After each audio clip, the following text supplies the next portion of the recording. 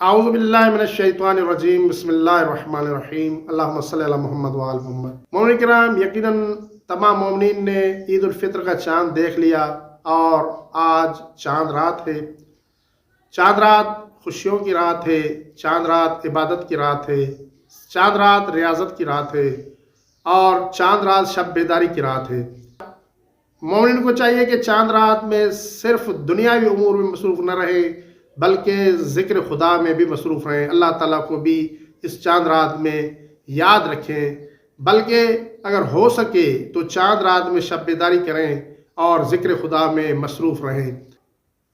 रसूल खुदा सल्लल्लाहु अलैहि वसल्लम ईद की रात के बारे में इरशाद फरमाते हैं, मन अहया लैलतल ईद लम यमुत क़ल्बुहु यौमा तमूतुल क़ुलूब।